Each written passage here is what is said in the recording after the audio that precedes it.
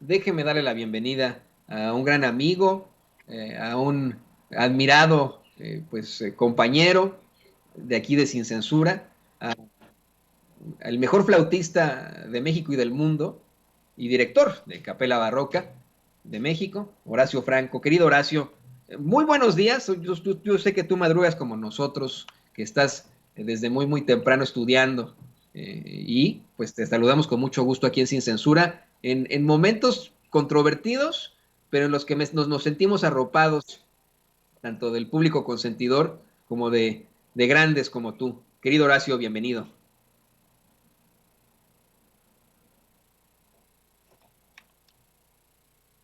Pagado, ya, ya. Querido Toño, Ceci, don David, tan trabajadores siempre y tan leales a la causa de Sin Censura. Es un gusto enorme y un honor poder charlar con ustedes.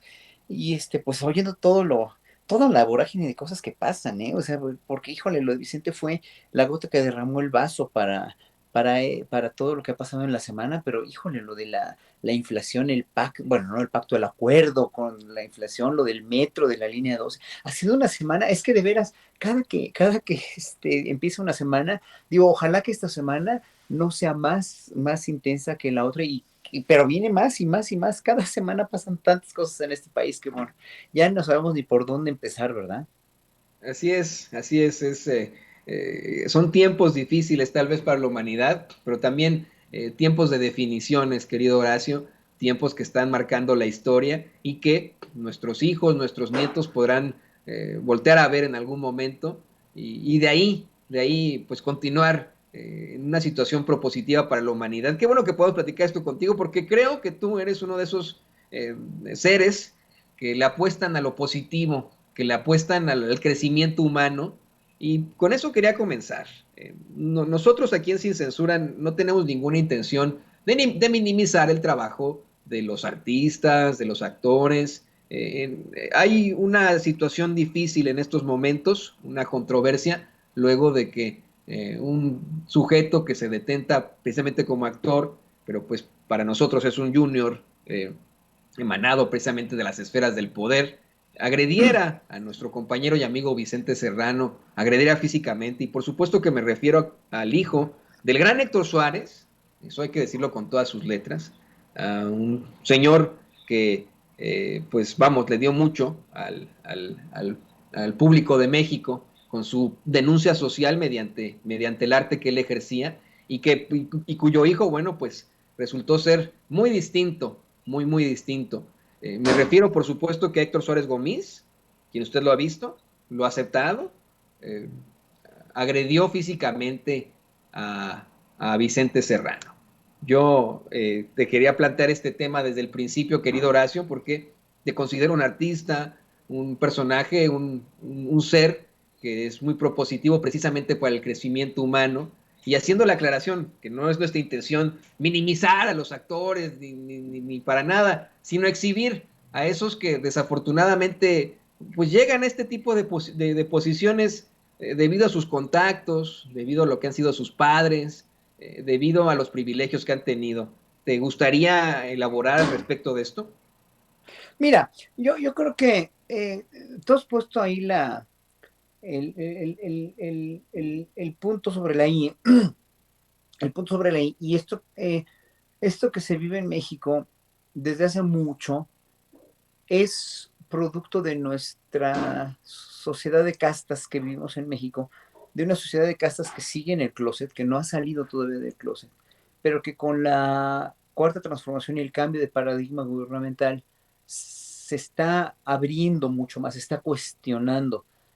En primer lugar, el hecho de que vivimos, sí, o vivíamos engañados en una sociedad de castas donde al pobre y al campesino y al obrero, al que no era hijo de, le costaba muchísimo más trabajo llegar a donde llegó que al hijo de los actores importantes, de los políticos, de los empresarios, de toda la gente prominente, entre comillas, ¿no? Pero ¿qué es gente prominente? Lo prominente no es qué tan inteligente eres, qué tan sensible, qué tan brillante eres, sino lo prominente es qué tanto, quién te apoya, quién es tu papá, quién te lanza, quién es tu padrino, porque incluso sí, muchísima gente prodigio en un momento dado, que fue en un momento, entre comillas, avalada por los gobiernos priistas, pues tampoco fueron a dar a ningún lado y tampoco llegaron a resultar gente que le pudo haber dado más al país. Ah, en la cuestión científica y en la musical, en la música clásica, sí, obviamente, porque ahí pues no puedes negar el talento, no puedes negar, ahora sí que sean cuales sean tus orígenes, aunque te haya costado trabajo llegar como a mí, porque digo, yo soy hijo de una mujer y de un hombre que eran analfabetos funcionales, que tuvieron que trabajar desde niños. Mi papá era cantinero, mi mamá trabajó haciendo limpieza en casas. Entonces, obviamente a mí me costó un montón de trabajo estudiar música, decidir, en primer lugar, no decidir yo, sino ayudarles a mis papás a que entendieran mi decisión, para que me apoyaran con la música, para que creyeran que no me iba yo a morir de hambre, etcétera, etcétera. Eso es la historia de mi vida, ha sido la historia de la vida de muchos. La cuestión es que yo fui muy, pero muy incisivo, y desde los 11 años me definí como músico y no di marcha atrás, aunque se pararan de pestañear mis papás. Yo les ayudé a que les doliera menos, pero todo lo hice yo a partir de mi puro esfuerzo. Si yo me hubiera acatado, si yo me hubiera cernido al paradigma social del conformismo, y de que, bueno, yo soy hijo de gente de clase trabajadora y voy a tener que hacer o que crecer como la sociedad dice que tengo que crecer, me hubiera resignado y no quise hacerlo, ¿no? Pero yo no soy un ejemplo que habla por todos. La mayoría, en ese entonces, cuando los hijos de los actores de Televisa, estoy hablando de los 80, ¿no? Empezaron a ser prominentes, algunos con mucho talento, ¿eh? No puedo decir que no, como Ben Ibarra, nadie le niega el gran talento que tiene Ben Ibarra, pero otros no, otros simplemente los pusieron ahí por ser hijos, sobrinos o lo que sea, y hicieron los grupos populares de Televisa, que fueron realmente parteaguas, dijéramos, en la cultura, para bien o para mal. No voy a cuestionar la calidad o la no calidad, porque finalmente hicieron una práctica, una praxis artística que yo cuestiono mucho, porque finalmente se fueron más a lo visual que a lo musical, ¿no? Además, muchos de ellos ni podían cantar y siguen sin poder cantar. Pero bueno, eso no es problema mío. O sea, fue un problema de que quisieron ofrecerte en Televisa, ¿no?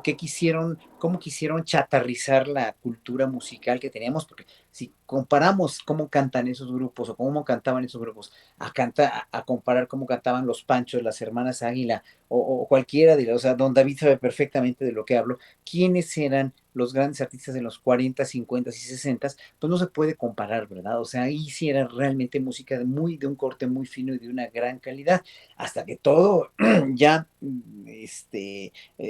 pues ahora sí que vino a parar en lo que conocemos ahora, que no todo es malo, que no todo es bueno, que hay mucha música clásica incluso que es muy mala, no, o sea, no voy a decir que es malo y que es bueno, pero la sociedad de castas mexicanas produjo gente como Suárez Gómez, ¿no? Y por muy inteligente y por muy sesudo que sea, y por muy buena, yo nunca lo he visto, ¿eh? No lo conocía tampoco, ¿no?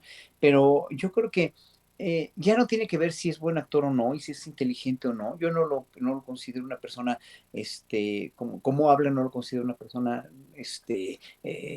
negada para la inteligencia. No es eso, es cómo usas esa inteligencia y cómo está tu psique también. Aquí ya no es un problema de ser artista o no, sino de condición humana. Y es eso lo que nos tiene fastidiados, y de veras nos tiene muy, pero muy divididos, fastidiados, jodidos y separados a los mexicanos y a todo el mundo. Este problema de que no es una polarización, yo no lo llamo polarización, es simplemente una división de clases, una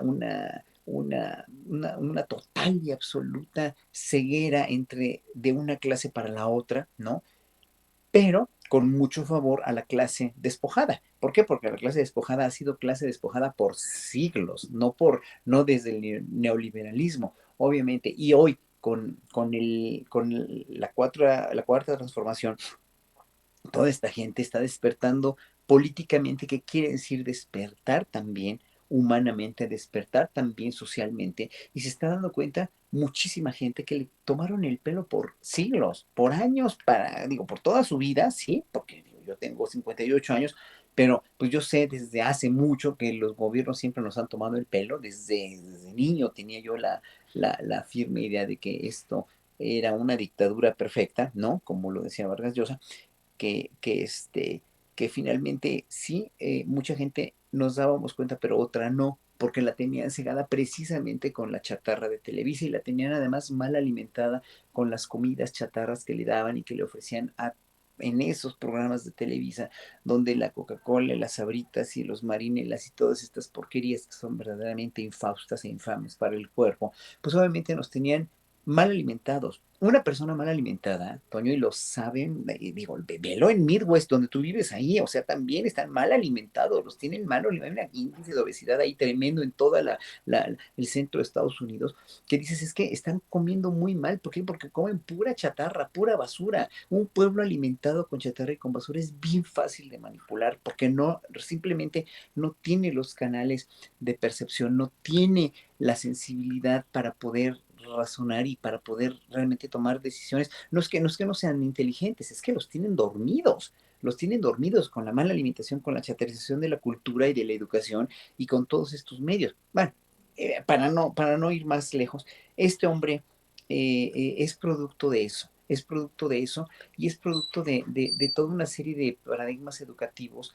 que les infundieron a la clase media alta y a la clase privilegiada, de que finalmente, pues sí, eran una clase privilegiada y como eres hijo de, pues no te va a costar nada de trabajo la vida, ¿no? O sea, tienes todo, todo, todo pavimentado, hijo de empresario, hijo de presidentes, hijo de secretarios de Estado, hijo de gente prominente, pues tienes incluso hijos de artistas, ¿no? Tienes el camino allanado, aunque no tengas un ápice de talento, o si lo tienes, pues te vamos a bloquear la sensibilidad, como se la bloquearon a este hombre que también tiene problemas. Yo creo que tienes también problemas de agresión o lo que dijo del Asperger, no tengo idea, pero bueno, cada quien. Pero es un problema de condición humana más que nada, de este coraje que se tiene a partir de que los privilegiados tienen ese coraje, a partir de que el pueblo mexicano está despertando y que obviamente hay periodistas como Vicente Serrano que no deja títere con cabeza cuando no hay que dejar títere con cabeza, simplemente deja la víbora chillando, como ustedes dicen, pero que finalmente es un periodista incisivo total y absolutamente, es como Andrés Manuel López Obrador, Vicente Serrano en el sentido periodístico, es un provocador, pero es un provocador con causas justas. Tú puedes ser provocador con causas muy injustas como Donald Trump, por ejemplo, ¿no? Pero puede ser también un provocador de las causas justas y eso es lo que vale la pena en un periodismo combativo, aguerrido y lo más certero como lo hace Vicente. Entonces, claro, se encuentra con la horma del zapato este hombre que es Vicente y obviamente pasa lo que tuvo que pasar en las condiciones que se encuentra este hombre Gómez, Suárez Gómez, con Vicente. O sea, no, a mí no me extraña nada de eso, ¿eh? A mí me extraña que haya hablado después de que no le permitieron hablar en el juzgado ya en la cuestión legal y que todavía sigue dando declaraciones. Bueno, ahora sí que allá él.